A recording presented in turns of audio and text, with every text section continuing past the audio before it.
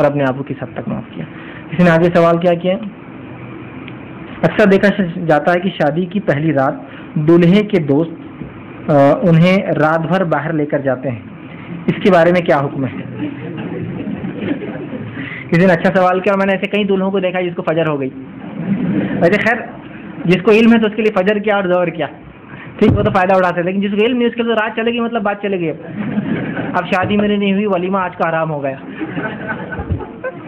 تو بہرحال دیکھیے یہ تو الگ بات ہے کہ دولہے کو کچھ کہنا, مذاق کرنا, دلہن کو کچھ کہنا, یہ جائز اس کی سہیلیاں دوست کرے جو کہ شریعت کے لمٹ میں ہو. جیسا کہ وہ عبداللہ ابن مسعود اور وہ جو صحابہ جو اس شخص کے پاس گئے تھے تابعی جو غلام تھے, اور کہا کہ بھائی تیری شادی ہو گئی, اب تو جو ہے اللہ کا نام لے, دعا پڑھ, ہے نا, اور 2 رکعت نماز پڑھ, اور پھر تیری بیوی کا معاملہ جو کرنا ہے کر. تو یہ ایک مذاق تھا, یہ ایک ان کا جوک تھا, ہے نا. اس مطلب اسے ممانعت نہیں ہے کہ آپ ایسا بولے کسی کو, آپ تو کیا تمہاری شادی ہوگی اب کہاں ملیں گے تمہارے ہم کو, تو یہ الگ بات ہے. لیکن بے شرمی اور بے حیائی کے لیول تک وہ چیزیں نہیں جانا چاہیے.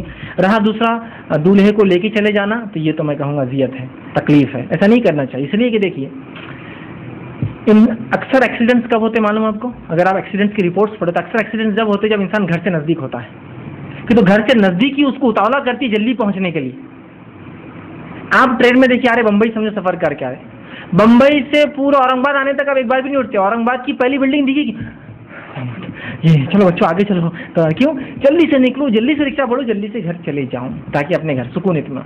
آپ نے گاڑی لی کوئی نہیں, تو آپ چاہتے ہیں اس گاڑی کے ساتھ زیادہ وقت بتائیے, کیسا یہ نیا آیا, یہ پلاسٹک کا دکھ رہا, یہ اچھا اسٹیل باڈی دکھ رہی ہے, فلاں ہے, یہ تو فائبر کا آ گیا, تمہاری گاڑی ایسی تھی, میری گاڑی ایسی, اس کی چابی دیکھو ایسی, اس کا حکم, ہر چیز آدمی دیکھنا چاہتا ہے. اس کو چونکہ تجسس ہوتا ہے نئی چیز کو کرنے کا. اب ایک انسان کا نکاح ہوا, اس کو بھی تجسس ہے اس چیز کا, تو لہٰذا اس لیے میں کہہ رہا ہوں اذیت میں آئیں گا.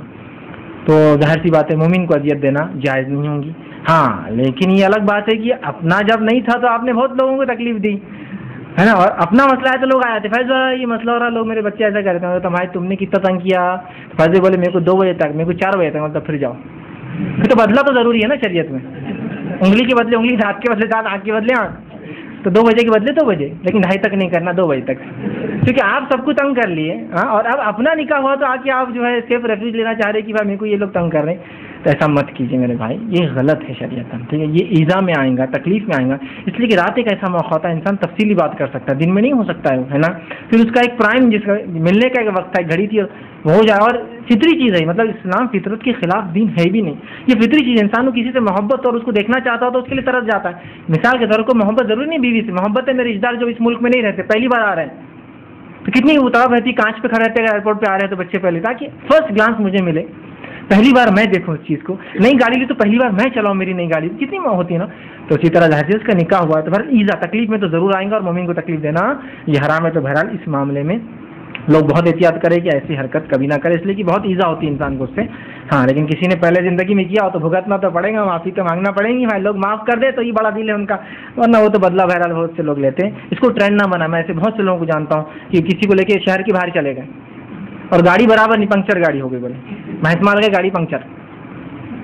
اب کیا تو 7 بجے پہنچ رہے گھر میں, 8 بجے پہنچ رہے, اور پوری زندگی گالیاں دے رہا ہو. اور دوسرا جو اس پہ سب سے بڑا بوجھ رہتا, اتنے لوگوں نے حرام کھانا کھایا, اتنے لوگوں نے حرام کھانا, علم بھی نہیں بیچارے کی, علم کی کمی, اس پر رات بھی بیکار چلے گئی, بیوی سے مل بھی نہیں سکا. اب صبح تو مل نہیں سکتا ہے کہ صبح پورے کیمرے گڑے ہوئے اس کے اوپر, اور ذرا بھی دیر ہوتے کیوں لیٹ کیوں اٹھے, اب بول بھی نہیں سکتا, تو اب کچھ بھی نہیں, اب بالکل بیچارہ پھنس گیا. اللہ رحم کرے. تو بہرحال تکلیف نہیں دینا چاہیے مومن. کسی نے سوال کیا نکاح کی رات